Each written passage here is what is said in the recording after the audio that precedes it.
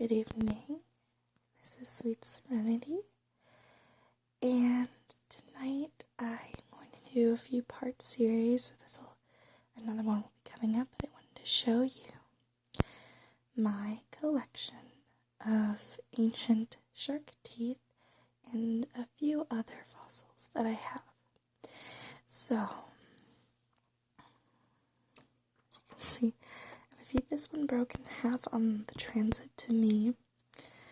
But the rest are okay. Those are just little shards from this one.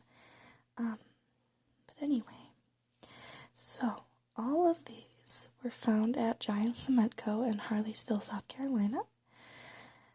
And they're a customer of my uncle's. And they mine limestone for the production of cement. They have to remove about 30 feet of dirt and overburden to get to the cement. Not to the cement, to the bedrock. Then they dig the limestone to a depth of about 60 feet, and they transport it back to the plant to be processed into cement. So that's a little bit of backstory, but also the quarry is about 40 miles from the coast. It is on high, dry ground. However, about 28 to 45 million years ago, there was no polar ice caps, and the ocean levels were much, much higher, and they covered the area when they were in the quarry, as it is presently. So, there was an archaeologist from Ohio State University that was with them when the fossils were found, and basically they came from a period called the Oligocene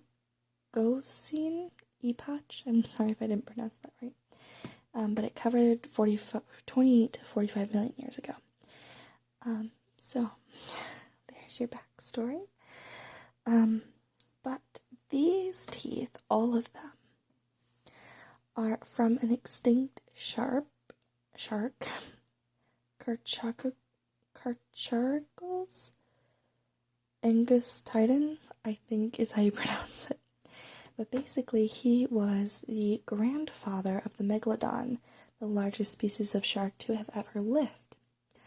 These guys fed primarily on whales, who are slower and easy prey.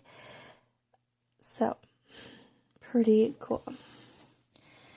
So, as you can see, you get a little up close here, maybe with there we go. Sorry about that. As you can see, there's all different shapes and sizes. And of course, sharks have a variety of different sizes of teeth, but also different sharks' teeth and the different sizes come from the fact that they cycle through teeth. So essentially, once one gets loose or it's not sharp anymore, it'll fall out, and a new set will replace the old set, the old tooth. So it's pretty cool. So you can see there is ridges really on these guys. I'm trying to focus it for you. There we go. There we kind of see it, but these ridges are still they're still somewhat sharp. This one is sharp, sort of. These little teeth, though, are very sharp and pointy. They would definitely do some damage if they came at you. This is a bigger tooth. It unfortunately broke in half when it was getting transported to me by my uncle. I don't know if you can see this. This is a very little tooth right in the bed. So this would have been the jaw area. And you can see this little tiny tooth, so cute. I think it's super cute. Alright, let's see here. And this is the inside of the tooth, in case you're wondering. It got filled in, of course, because these are fossils.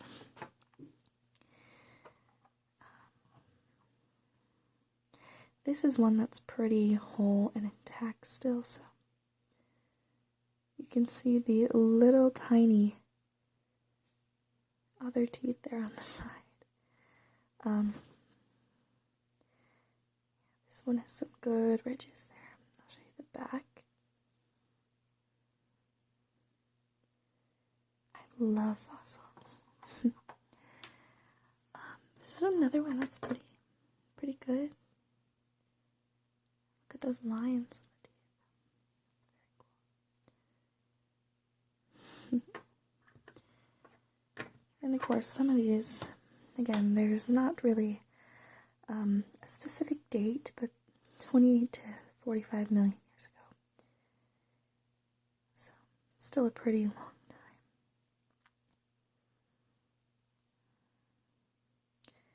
There was a little air pocket. But basically, the area they came from, again, was a large ocean a long time ago. So, kind of like the Badlands, if you know anything about the Badlands. It's not the Badlands, but you know, it's similar in the sense that it was a very big ocean. It was an ocean. Of course, there's no sharks in the Badlands oceans, but we won't get into that. It's a cool thing to learn about, though. If you want to learn about the Badlands, look it up. It's great. See some of their these little guys are super cute. These little ones, they don't have ridges. These ones, I'm not sure if they're from a different shark or if they're just more, they're the small ones that are really good at piercing. Let me see here. This one is probably the sharpest.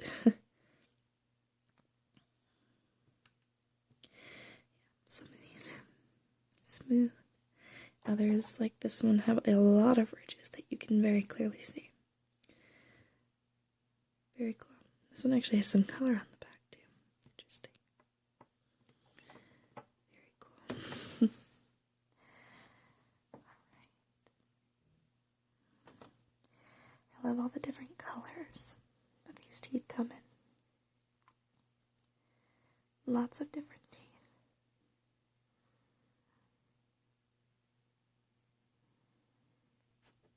Okay, so I stopped momentarily so that I could get out the other shark teeth. Now, as you can see, these ones are very different from the other ones. They have a curve and they're very strange looking. But that's because these are actually from ancient sand sharks that fed in the shallow waters, and they're very, very similar to today's sand sharks. They're from the same time period and were found about 30 feet of overburden that was removed. That's really all the information I have on these, but I wanted to show you them because they're curved. I just think it's so interesting that they're curved like this. Very cool.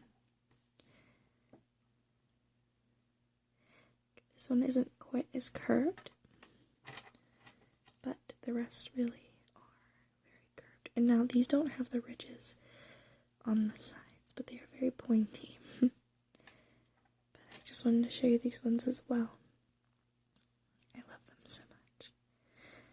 Alright, well, that is it for tonight.